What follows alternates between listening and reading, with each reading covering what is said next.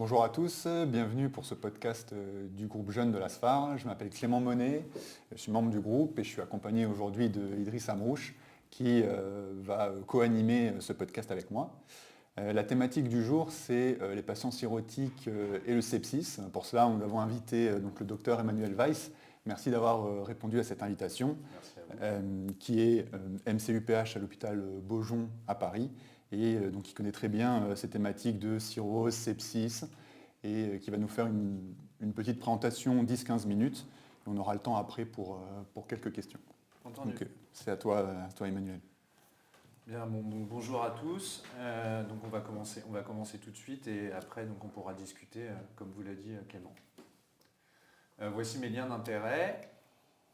Donc juste un bref rappel sur l'histoire naturelle de la cirrhose pour commencer. Vous savez qu'initialement elle est dite compensée et à ce stade-là, le patient est souvent asymptomatique. À la limite, il ne vient même pas à l'hôpital.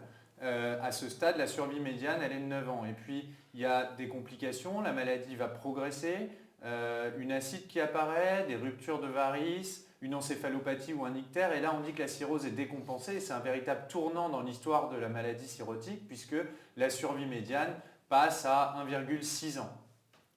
Et à ce stade, finalement, le seul traitement curatif de la cirrhose, c'est la transplantation hépatique. Le problème étant qu'il y en a seulement 1200 par an en France, vous le savez. Et donc, tout ça, ça implique qu'il y a un grand nombre de malades qui décèdent de ce qu'on appelle maintenant l'acute and chronic liver failure. C'est un syndrome qui a été défini il y a un peu plus de 5 ans et qui associe une décompensation aiguë de la maladie qui associe des défaillances d'organes extra-hépatiques.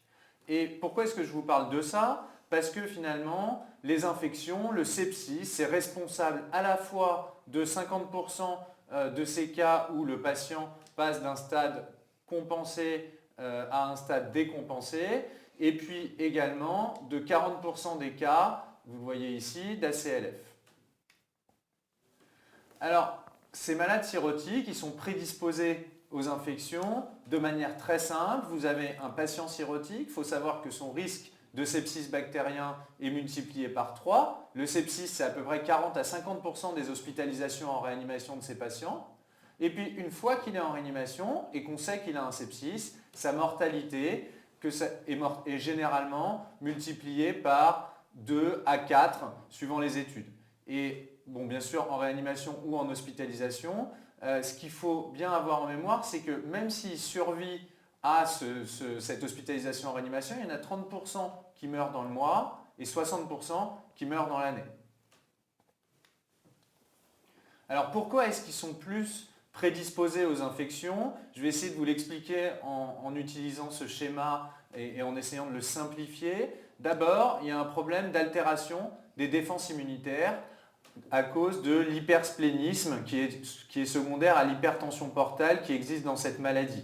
Cet hypersplénisme entraîne une pancytopénie et une diminution des défenses bactériennes. Donc ça, c'est au niveau systémique. L'autre chose, c'est qu'on a tendance à l'oublier, mais le foie, finalement, exerce une fonction de clairance microbienne. Il faut savoir qu'il y a des cellules de l'immunité, des macrophages dans le foie qu'on appelle cellules de Kupfer, qui vont s'occuper de détoxifier le sang qui provient du tube digestif, d'accord, avec notamment lorsqu'il y a des bactéries du système splanchnique qui passent dans la circulation, elles sont captées par le foie et elles sont clairées. Donc ça, dans la cirrhose, ce système de clairance bactérienne intrahépatique est également altéré. Autre chose, il faut comprendre que dans la cirrhose, il existe une diminution de l'acidité gastrique, une altération de la composition de la bile. Tout ça aboutit à une altération du microbiote. Et puis si vous vous souvenez de vos cours de première année de médecine, vous vous souvenez qu'entre les cellules épithéliales dans le tube digestif, il y a ce qu'on appelle des jonctions serrées. Et ces jonctions serrées qui sont censées s'occuper de l'étanchéité du tube digestif sont altérées dans la cirrhose. Et tout ça, ça provoque le passage de bactéries du tube digestif jusque dans la circulation systémique. C'est ces fameux phénomènes de translocation bactérienne. Et donc ces phénomènes de translocation bactérienne sont particulièrement fréquents dans la cirrhose. Dernière chose, vous savez que les bactéries peuvent transloquer, je viens de vous le dire, mais à cause de l'hypertension portale, il y a des voies de dérivation qui se créent et ces voies de dérivation font que par moment, ces bactéries ne passent même pas par le foie, chantent le foie, ce qui empêche le principe de détoxification et de clairance bactérienne. Donc c'est l'ensemble de ces mécanismes, vous voyez que c'est multifactoriel, qui est impliqué dans la susceptibilité de ces patients aux infections. Il faut savoir qu'en plus, c'était trop long de revenir en détail sur ce phénomène, mais il faut savoir qu'il y a de nombreuses études qui se sont intéressées à étudier la fonction des cellules immunitaires, tout ce qui est monocytes, macrophages dans le sang circulant, et que ces réponses immunitaires, ces cellules de réponse immunitaire sont altérées chez les patients cirrhotiques, avec notamment une altération du pouvoir de phagocytose des polynucléaires neutrophiles. Et puis, il y a 50% des patients qui sont dénutris. Pourquoi est-ce que je vous dis ça? Parce que vous savez qu'il existe un rôle de la dénutrition dans la prédisposition aux infections bactériennes. Les Child-C, je viens de vous le dire, c'est 50 à 60% de dénutrition. Elle est difficile à mesurer, puisqu'on sait tous qu'il existe une rétention hydrosodée chez ces patients, donc on ne peut pas se fier au poids, qu'il existe une hypoalbuminémie, donc on ne peut pas se fier à l'albumine, et donc on arrive très mal à évaluer cette dénutrition, mais ce qu'il faut garder en mémoire, c'est qu'elle existe dans plus d'un cas sur deux, qu'elle est multifactorielle, elle implique notamment des apports insuffisants, une maldigestion ou encore une cause métabolique avec un patient qui, pour effectuer son stock de glycogène, pour plutôt restaurer son stock de glycogène, va casser ses lipides, casser ses protéines, et tout ça va entraîner une fonte musculaire et une fonte de la masse grasse notamment. Alors, finalement, quelles sont les étiologies les plus fréquentes des infections en réanimation?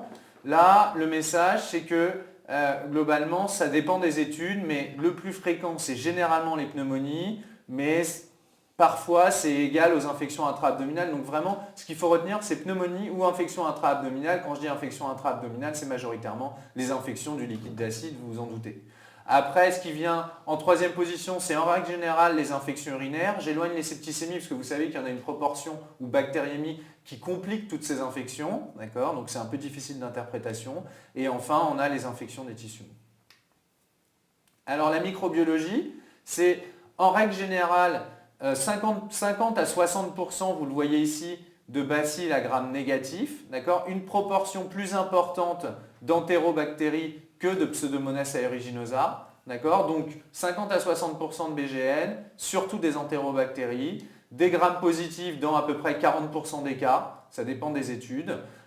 Parmi ces grammes positifs, du staphylocoque doré. Pourquoi du staphylocoque doré? Parce que c'est des patients nosocomiaux, et ça on va revenir dessus par la suite, mais donc qui subissent pour certains des ponctions d'acide toutes les semaines, et donc ça favorise l'inoculation de staphylocoque doré. Et puis aussi des entérocoques, parce que vous savez que l'entérocoque, c'est le germe de prédilection des voies biliaires et de la bile. Et donc ces malades ayant souvent une cholestase, ils s'infectent plus à entérocoque. Et enfin, dernière chose, une fréquence accrue de candidats par rapport à la population générale. Alors justement, si on compare à la population générale, c'est ce qu'on voit ici, d'accord? Ça avait été fait par Galbois dans cette étude. Il avait pris 2000 patients cirrhotiques d'un côté et 28 000 patients non cirrhotiques de l'autre. Ce qui montrait, c'est qu'il y avait autant de BGN, vous voyez, ce n'est pas significatif. Par contre, au sein des BGN, il y avait plus d'entérobactéries et notamment plus d'Escherichia coli. Et puis, par contre, il y avait plus de coccigram+, je vous le disais, à cause du caractère communautaire de ces patients, et également plus d'infections à candidats. Dernière chose, et c'est ce que je voulais vous dire, je voulais insister là-dessus, il y a à peu près, et on va revenir dessus, 25% de BMR, et il faut garder en mémoire que dans toutes les études, et ça c'est un vrai problème, on ne documente pas l'infection dans 20 à 25% des cas.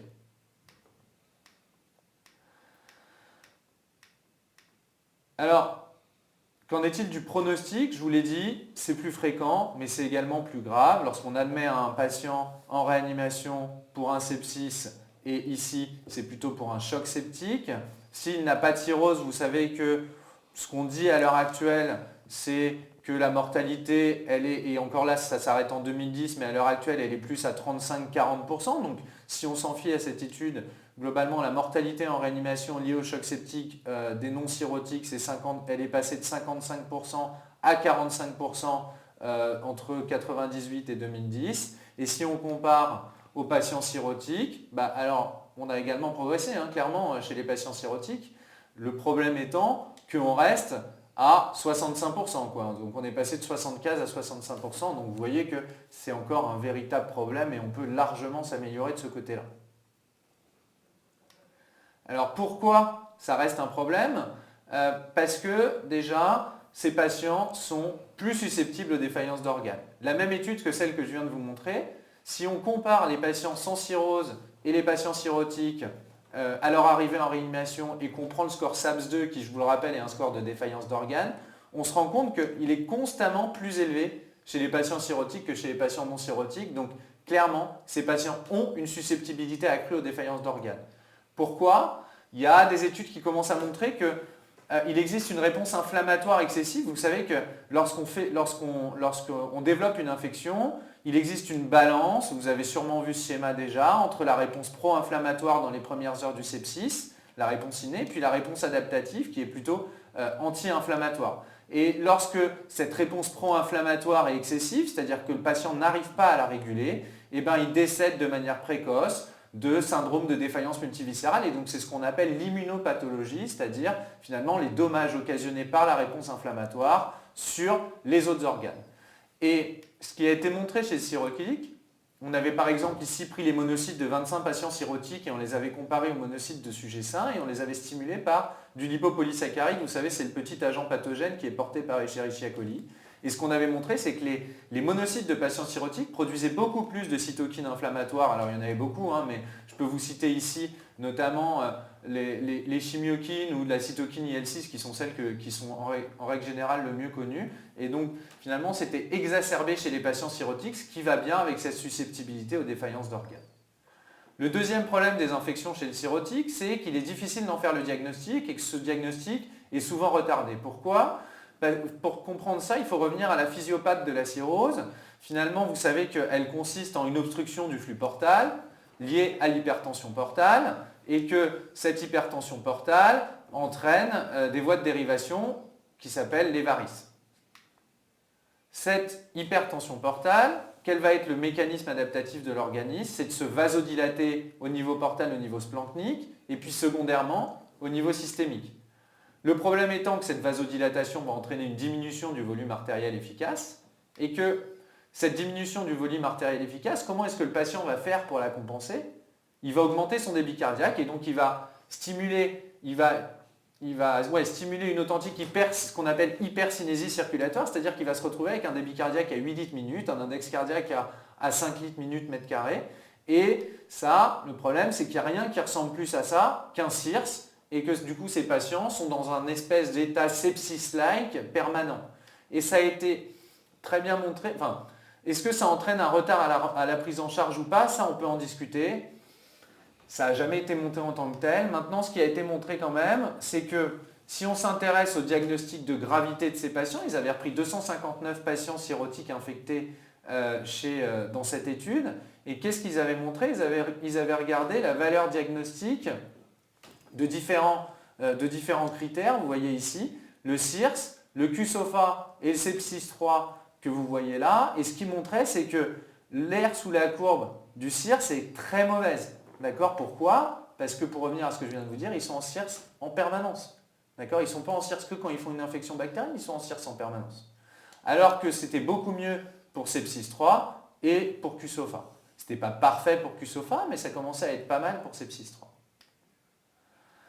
Dernière chose, on est confronté à un risque d'échec thérapeutique qui est lié à la résistance bactérienne. Dans cette étude, ils avaient pris 667 infections bactériennes et vous voyez que, alors il y a des études plus récentes, mais je trouve celle-là particulièrement parlante et c'est pour ça que j'ai gardé celle-ci. Donc c'est peut-être encore pire maintenant, mais globalement là ils avaient pris plus de 600 infections bactériennes chez 300 patients entre 2005 et 2011, dont 18% étaient liés à des bactéries multirésistantes. Maintenant, on est plutôt à 25% dans les études récentes.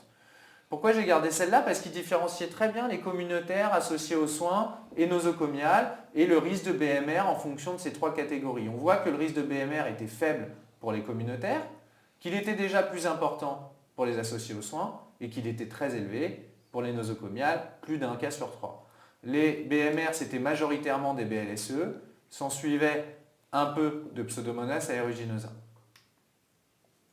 Et puis ce qui était intéressant dans cette étude, c'est que là, ils ont regardé l'efficacité des antibiothérapies probabilistes qui sont actuellement recommandées, qui restent recommandées d'ailleurs, et vous voyez que finalement, c'est ce qu'on met nous, une infection du liquide d'acide qu'on traite par céphalosporine de 3e génération, une pneumonie aiguë communautaire qu'on traite par céphalosporine de troisième génération plus furoquinolone ou macrolide, et une pneumonie nosocomiale qu'on traite par ceftazidime. Bon, ça, ça peut être discuté.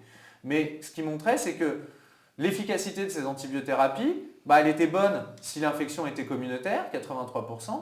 Elle était moins bonne déjà, plus de 3 cas sur 4 si l'infection était associée aux soins, et elle était mauvaise si l'infection était nosocomiale, a fortiori s'il s'agissait d'une infection du liquide d'acide. Vous voyez qu'il n'y avait que 1 cas sur 4 où on était efficace.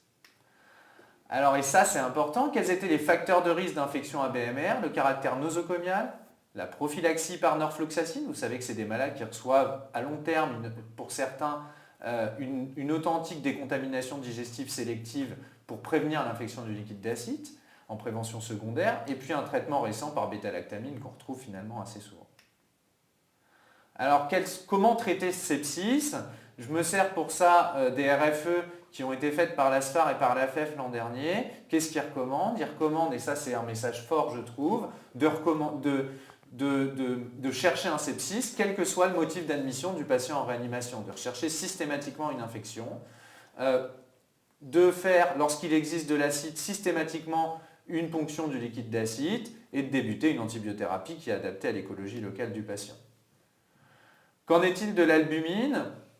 Alors, c'est toujours, vous savez que l'albumine maintenant, c'est assez controversé pour tous les patients, d'accord? C'est vrai que les études montrent une absence d'effet sur la mortalité dans la majeure partie des populations de réanimation.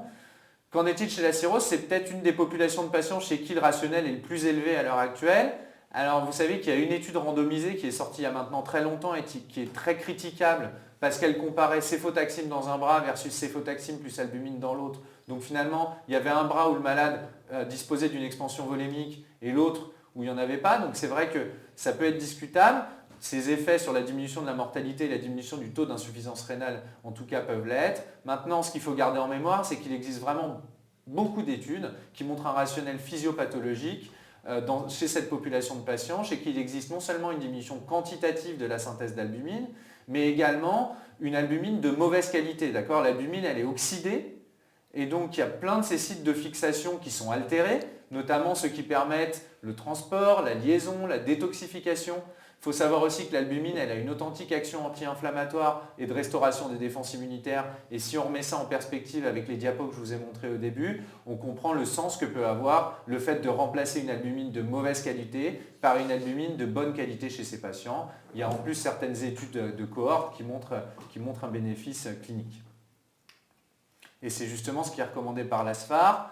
Juste une chose, bien garder en mémoire que ça c'est vrai pour l'infection du liquide d'acide et pas pour les autres infections. On n'a pas de niveau de preuve pour les autres infections à l'heure actuelle. Alors pour conclure, une susceptibilité accrue au sepsis dans la cirrhose qui est multifactorielle. Des infections qui concernent majoritairement les entérobactéries, mais également les cocci à gram positif, a fortiori si c'est des infections associées aux soins, avec des levures qui peuvent être plus fréquentes. Il faut débuter, on s'en doute précocement, une antibiothérapie empirique. Pour tout patient cirrhotique qui est admis en soins critiques et chez qui on suspecte une infection, et qui serait... Alors, après, il faut savoir qu'il existe un risque de bactéries multirésistantes. Ça doit pas, on pourra en discuter, mais ça ne doit pas vous empêcher de rationaliser votre prescription d'antibiothérapie, a fortiori dans l'infection du liquide d'acide notamment. Et puis, voilà, il faut quand même savoir que le large spectre est parfois obligatoire, mais qu'il faut bien penser à réduire le spectre ou à arrêter l'antibiothérapie, même en l'absence de documentation. Et enfin, il faut bien se souvenir qu'il existe une indication à l'albumine, mais uniquement dans l'infection du liquide d'acide. Voilà, je vous remercie. Merci beaucoup Emmanuel. Super présentation, très très claire. Rapidement, il y a 3 points sur lesquels je voulais peut-être un petit peu insister qui m'ont paru particulièrement importants. Tu me dis s'il y a des choses qui te choquent. Premier point, c'est ces patients sont vraiment à risque d'infection plus fréquemment et plus grave.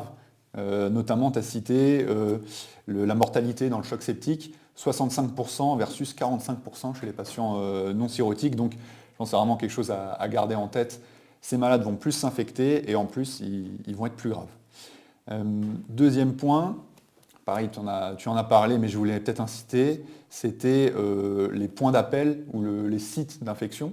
Donc, tu nous as dit infection de liquide d'acide ou poumon. L'un plus que l'autre, ça dépend un petit peu des séries. En tout cas, c'est vraiment les deux sites qu'il faut rechercher et il faut traquer l'infection pulmonaire et l'infection de liquide d'acide. Et enfin, dernier point, et après on va passer aux questions. Tu nous as montré effectivement que les critères pronostiques et diagnostiques qu'on utilise maintenant dans le sepsis, que ce soit le QuickSOFA ou les critères du sepsis 3, ils sont validés chez le patient cirrhotique et surtout ils font mieux que les critères de CIRS qu'il faut, je pense, oublier et plus utiliser. Voilà pour les quelques points qui me paraissaient importants et on va passer aux questions parce qu'il y a pas mal de questions sur ce sujet. Peut-être Idriss, tu veux lancer les questions. Alors merci Emmanuel pour cette présentation qui était très claire. Moi il y a une question qui me vient tout de suite à l'esprit, c'est la place des biomarqueurs. Donc on a compris avec cette présentation que les patients cirrhotiques sont des patients particuliers à part. Et donc ma question c'est, est-ce que les biomarqueurs classiques, qui sont CRP, PCT, est-ce qu'ils s'interprètent différemment? Est-ce que c'est comme pour les autres patients, est-ce qu'il n'y a pas de différence? Et l'autre question c'est, est-ce qu'on peut espérer des biomarqueurs plus spécifiques pour cette population? Alors, il y a clairement une difficulté de diagnostic de l'infection chez ces patients. Des biomarqueurs, les biomarqueurs qu'on utilise habituellement, ils ont bien sûr été étudiés avec bien sûr la limite de la CRP en réanimation dont on sait qu'elle s'élève très très vite, a fortiori chez ces patients qui sont très inflammatoires. Pour ce qui est de la CRP, il faut bien garder en mémoire qu'elle est synthétisée par le foie, cette C-réactive protéine, et donc plus la gravité de la maladie cirrhotique augmente, plus le cut-off qu'il va falloir prendre pour juger la CRP va diminuer. Donc sur le principe, il y a des études qui montrent que l'air sous la courbe, elle est bonne. Le seul problème, c'est que si on considère un child C, le cut-off qu'ils prennent dans l'étude, c'est 5.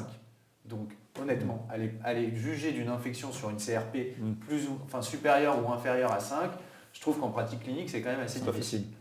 La PCT, c'est mieux. Je pense clairement que c'est mieux. Après, vous savez que pour le diagnostic, c'est assez débattu aussi. La PCT, pour le suivi de l'antibiothérapie, c'est bon, mais pour le diagnostic, c'est assez débattu.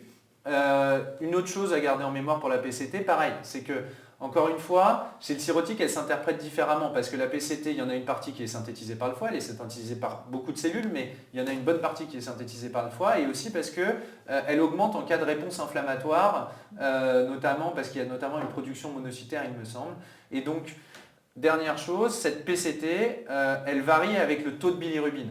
D'accord? Et donc, finalement, le cut-off à prendre, pareil pour la PCT, peut varier avec le taux de bilirubine. Il y a un article qui l'a récemment montré. Après, il y a des autres biomarqueurs qui sont peut-être plus spécifiques à la cirrhose, notamment basés sur l'immuno, avec des études qui montrent que le rapport neutrophile sur lymphocyte, vous savez que finalement, ça a un sens, parce que de regarder si le neutrophile monte, c'est regarder s'il y a une hyperstimulation de la réponse inflammatoire, et de regarder si le lymphocyte diminue, c'est regarder s'il n'y a pas un état d'immunoparalysie. Et donc finalement, de regarder les deux en même temps et de regarder le ratio, ça peut être intéressant. Il y a des études qui montrent que ça a une valeur pronostique. D'accord. Très bien. Super. On a appris plein de choses. Moi, j'avais une autre question sur la ponction d'acide. Donc, tu nous as parlé de la ponction d'acide à la phase initiale pour le diagnostic, la documentation bactérienne. Mais se pose la question de la ponction d'acide de contrôle à 48 heures. Est-ce qu'il faut la faire chez tout le monde? Est-ce qu'il faut la faire chez les malades? On a l'impression qu'ils ne répondent pas bien à l'antibiothérapie. Ou est-ce qu'on ne la fait jamais et il faut oublier? Quelle est ta pratique? Alors, la ponction d'acide. Bon, déjà, il y a un truc qu'il faut souligner quand même, je trouve, et que j'ai peut-être pas assez insisté sur mon topo, c'est qu'on a la chance, chez le cirrhotique, avec la ponction d'acide, d'avoir une possibilité de diagnostic d'infection en 2 ou 3 heures, sur une numération. D'accord? Puisque finalement, c'est plus de 250 PNN, il y a une infection, on traite. Quoi. Ouais.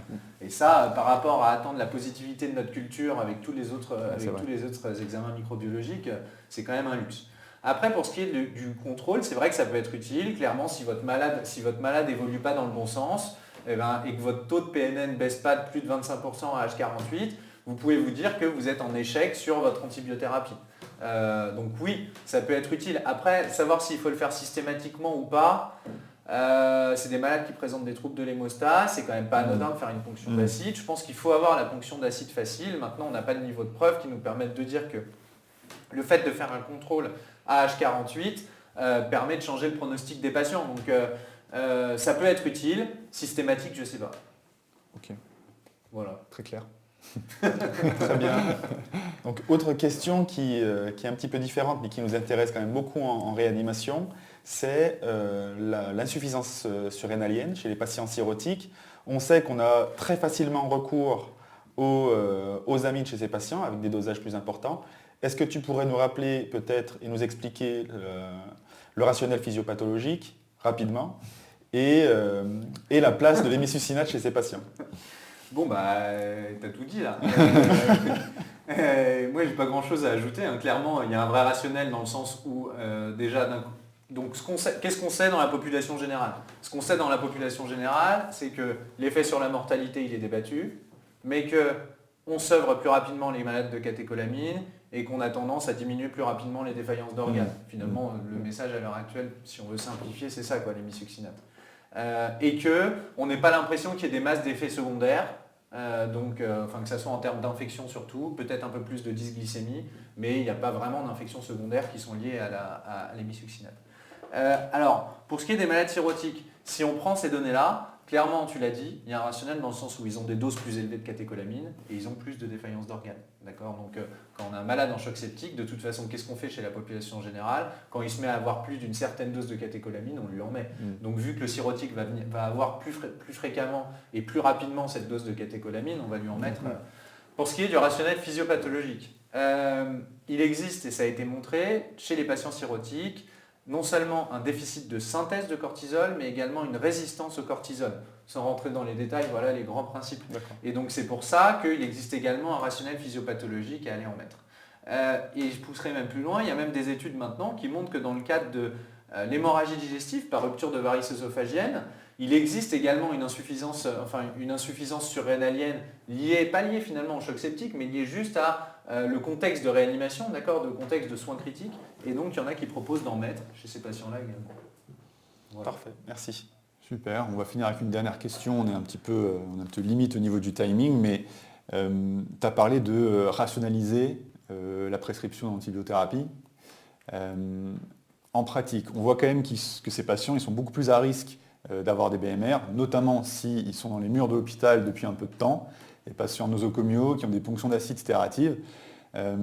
Comment je fais quand ce patient arrive dans ma réanimation? Est-ce que c'est un peu provocateur, mais carbapénem pour tout le monde, en se disant le risque de louper, de ne pas être efficace est quand même important, sachant en plus, on en a parlé, mais ils vont faire plus de chocs septiques, ils vont être plus graves. Comment est-ce que en pratique tu décides d'antibiothérapie? Bon alors, on pourrait faire un cours là-dessus, donc on peut repartir avec un autre diaporama. Finalement, il n'y a pas une grosse différence avec la population générale quand même. Ce qui est sûr, c'est qu'ils sont plus à risque. Pourquoi est-ce qu'ils sont plus à risque? Parce que, comme tu l'as dit, quand ils deviennent graves, ils sont tous déjà hospitalisés, d'accord? Ils viennent fréquemment en hôpital de jour, en hôpital de semaine pour leur bilan. C'est des vrais malades associés aux soins ou nosocomiaux. Donc déjà, si on a de la chance, on peut retrouver une notion du portage ou non de BMR. Ça, c'est le premier point. Après, est-ce qu'il faut traiter tous les porteurs par une antibiothérapie probabiliste par carbapénem? Je ne pense pas. Il y a d'autres choses qu'on peut prendre en compte, la gravité de l'épisode. Donc est-ce qu'on parle de sepsis? Est-ce qu'on parle de choc septique? Qui est finalement, quelle probabilité de se tromper on peut s'accorder, étant donné la gravité du malade, on peut accepter, étant donné la gravité du malade lorsqu'on le voit. Finalement, toutes les études de Kumar qui montrent l'augmentation du risque de décès par heure ou minute de délai de l'antibiothérapie, elles ont toutes été faites dans le sepsis sévère, je sais que ça n'existe plus, mais le sepsis sévère ou le choc septique, hein, et pas dans les malades qui ont un peu de fièvre. Donc ça, il faut bien le garder en mémoire quand même. La gravité également, et puis après je vous en ai donné, et c'est pour ça que j'avais choisi cette étude là, c'est qu'il y a d'autres critères. Donc est-ce que le malade a reçu des antibiotiques auparavant, est-ce qu'il est sous antibioprophylaxie au long cours, donc est-ce qu'il y a ces autres critères. Donc c'est un ensemble de critères à prendre en compte lorsque le malade arrive. Donc ça ne vous empêche pas, comme tu l'as dit, de rationaliser cette prescription d'antibiotiques. Dernière chose, il ne faut pas oublier ce qu'on sait bien faire, d'accord? C'est-à-dire que, il faut doser, parce qu'on ne sait pas, il faut doser, parce qu'au-delà du fait de se tromper d'antibiothérapie, il y a aussi le fait de donner une antibiothérapie finalement inefficace ou sous-dosée, quoi. Et ça, clairement, on ne sait absolument pas ce qu'on fait, d'accord? Puisque c'est des malades qui, d'un côté, ont un gros volume de distribution, donc on a un risque de le sous-doser, mais qui de l'autre côté a un taux de protéines plus bas, donc a une fraction libre de ces antibiotiques plus élevée, et donc ça c'est un risque de le surdoser. Et puis alors c'est des malades qui ont l'insuffisance rénale en plus, donc ça aussi c'est un risque de surdosage. Et quand on regarde les études, il y en a ce qu'on est capable de dire, c'est qu'il y a notamment des études de Taconnet de Bruxelles qui s'intéressent au dosage d'antibiotiques qui ont été faites, et qui montrent très bien que finalement, ils sont plutôt à risque de surdosage, ces malades-là, avec notamment des cas d'encéphalopathie qui sont liés aux antibiotiques. D'accord. Bon, donc on ne sait pas trop, mais il faut doser. Voilà. Après, donc pas oublier ce qu'on sait bien faire et rationaliser. Et si, et dernière chose, la ponction d'acide quand même ça aide pas mal, quoi, parce que ça permet de savoir s'il faut mettre ou non des antibiotiques et d'aider à la décision et d'aider à savoir s'il faut élargir ou pas le spectre. Dernière chose, pas oublier et avoir le courage de réduire le spectre secondairement et même arrêter l'antibiothérapie, parce que je vous le rappelle, si le malade va mieux, il peut garder des signes de CIRS, d'accord, mais pas être infecté. Ok, je pense que c'est des messages vraiment importants et clairs pour finir. Mais du coup, on est arrivé à peu près à la fin de ce podcast. Merci beaucoup Emmanuel d'être venu et d'avoir accepté cette invitation. Merci Idriss. Merci à tous d'avoir suivi ce podcast. J'espère que c'est un format qui vous plaît. N'hésitez pas à suivre le groupe Jeune sur les réseaux sociaux parce qu'on va comme ça essayer de multiplier ces podcasts sous différents formats. Voilà, donc à bientôt pour d'autres interventions. Au revoir. Au revoir.